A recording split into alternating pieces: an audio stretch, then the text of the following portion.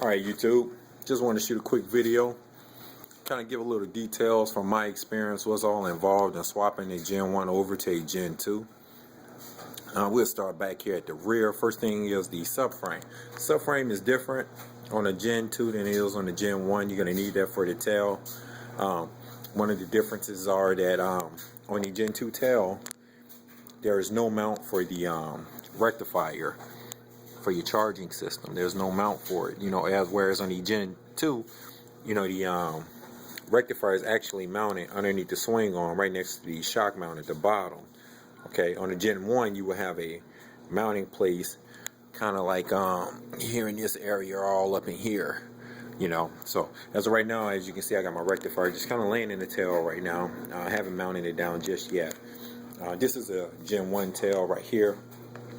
If you notice on this Gen 1 tail, they got that little, on that left hand side, they got that little angle right there, whereas Gen 2 doesn't have that. That little angle stops the tail from mounting. And also, believe it or not, the mounting points are actually different from a Gen 1 and a Gen 2. This one right here, that mounting point, and this one right here are different. The location is different on a different tail, so you can't get away with just cutting that side piece off right there and then mounting the tail on, because it's still not going to mount because of the location where the fairing screws go at. So that's different. Another thing that you will have to get is, of course, the gas tank. This is a Gen 2 gas tank. They're shaped just a tad bit different. The side panels that's on the Gen 1, on the Gen 2 fairings, won't wrap around this, so you have to swap that out. Now, as far as what's being involved in swapping that out, my route was a little bit different because this is a 99 Hayabusa, so I had an external fuel pump. So for me, switching from external to internal just was a tad bit different.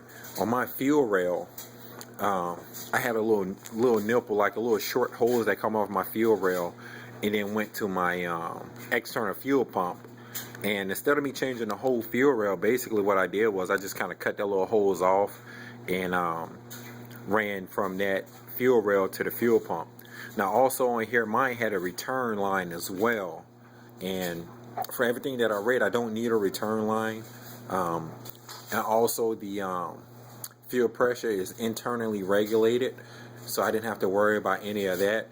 As far as wiring goes, on the Gen 2 tank, it was 3 wires, and basically I just spliced them into the harness, real simple. On my harness, on a Gen 1, you're going to have 4 wires. You're going to have 2 ground, 1 is a power, and then 1 is for the fuel sending unit for your fuel gauge. So it's real simple. I put up a schematic, and I just followed the diagram, watched the schematic, and just match wires for wires. So it's real simple, nothing major. Don't have to be an electrician for that one. Another thing that's different would be the upper fairing stay. You can't see mine because I have my gauges there, and also the gauges would not mount to this upper fairing stay. It's going to be totally different. The whole shape of it is different. The trim that goes around the gauges is different, so I'm going to have to do something a little custom for my gauges to get them mounted in there. I don't know exactly what I'm going to do yet. I'm leaning more toward getting just a whole nother aftermarket cluster, maybe a digital cluster, and just putting a mount there. So as of right now, I hadn't figured that part out yet, but I'm going to get there. Another thing is that you got to swap over, and I just ran across that by trying to bolt everything on, is the actual coolant reservoir jug. You're going to have to get that one, and it bolts to the radiator. Now, I have a Gen 2 radiator. Now, the Gen 2 radiator is not required for the swap. I just did it because of the dual cooling fans, and I thought maybe they had more coils on it, so it'd be a better cooling radiator. So I also swapped that as well, and I was able to bolt the cooling reservoir in the stock location of a Gen 2. Now, the reason why you have to move it is because over here on the Gen 1 on the left hand side, your coolant reservoir mounts right there over that sprocket and that clutch slave master cylinder, okay? Well, when you go to bolt on the Gen 2 fairing right there, it bulges out. There isn't a space for where the fairings are made. There's not a notch or a space for that coolant reservoir. So if you was to try to put the fairing on, you would have to force it to bolt up to this mount right here. See that mount that's right, that one right there. You have to force it to make that fairing bolt, you know, make contact with that. And I'm running aftermarket fairing, so I didn't want to take a chance and do that. And then, you know, down the line with vibration, heat, things like that, my fairings end up cracking. So didn't want to take that chance. So I went ahead and bought that coolant reservoir since I already had the Gen 2 radiator. So I went ahead and swapped that over as well. Another thing that's different are the hoses on the Gen 1 and the Gen 2. This hose right here is shaped a little bit different. On the fairing, there's actually a cutout. It has a little notch in the fairing for that hose to fit in on the Gen 2. So basically, I had to cut my hose a little bit, and I kind of got it held in by a clamp right now to kind of tuck it out of the way until I mount the fairing on there, okay? So that's a little different. The hoses sizes are different as well. When I started the bike up, I noticed that I had a couple of little leaks coming from around the hoses where they actually attach to the radiator. So I just tightened them up a little bit more, and those leaks are all gone now.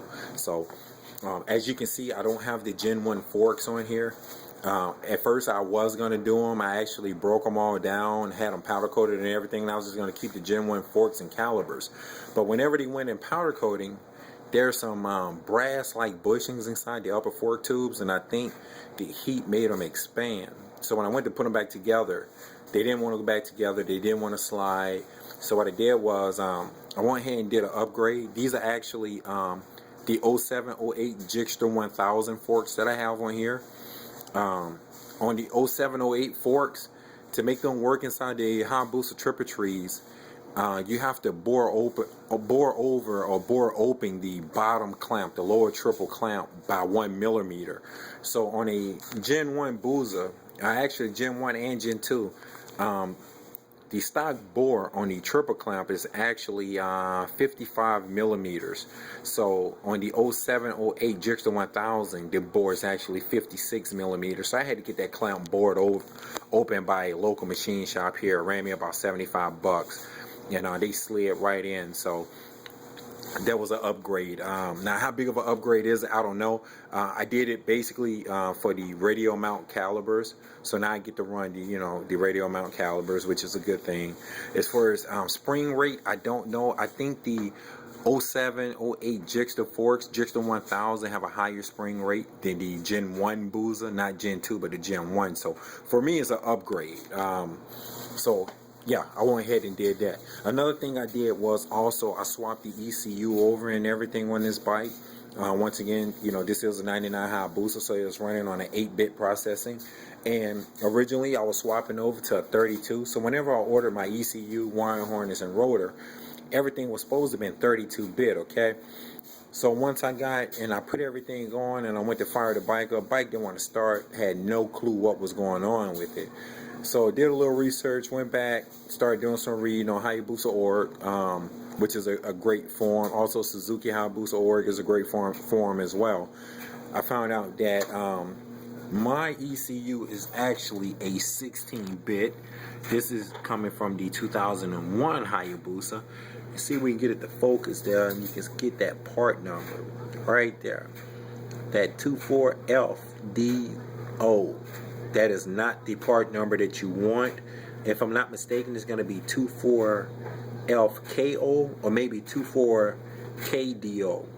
But it's not going to be that part number right there. So, and also the reason why the bike didn't want to start being as that is a 2001 ECU, which worked on a 16-bit processor. The 32-bit rotor would not work that was inside of the stator. So I actually had to take that rotor that I purchased out and put my old rotor back in. And after that, after routing vacuum lines to the correct places and everything, bike fired right up, idled with no problem. So, so I switched that over. I don't know how much of an upgrade that is over my 8-bit, but the bike seemed to run real fine. Throttle response was excellent, so. And originally I swapped out my ECU because my wiring harness was bad, and I couldn't really find a 99 wiring harness. Mine had all kind of cuts and splices and the bare wires and things of that nature, so I didn't want the bike to go up in flames. So I went ahead and swapped that wiring harness out. for a better one, you know. So I did lose my my capability of not being restricted because this bike did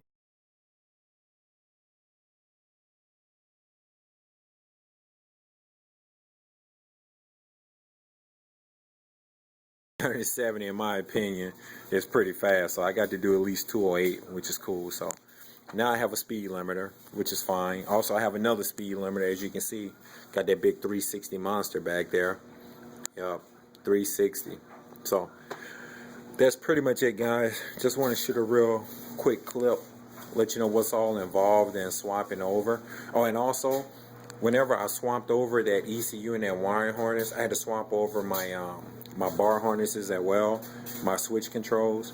You know, 99 didn't have that pass feature, so I had to swap that over. And also for the headlight for the '08 or the Gen 2 Hayabusa, the wiring harness for that actually plugs right into the Gen 1 harness. Now I don't know about a old 2000 to 2001. I don't know about that, but whenever the pass feature came out on the Hayabusa, so I maybe what, '05 and up maybe, or '04 and up, I know that harness plugs directly, that Gen 2 harness plugs directly into the Gen 1 harness.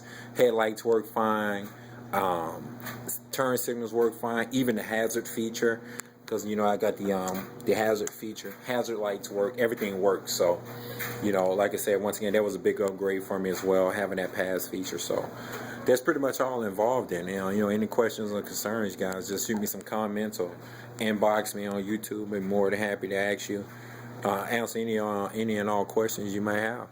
So until the next video, once the bike is complete, see you guys later.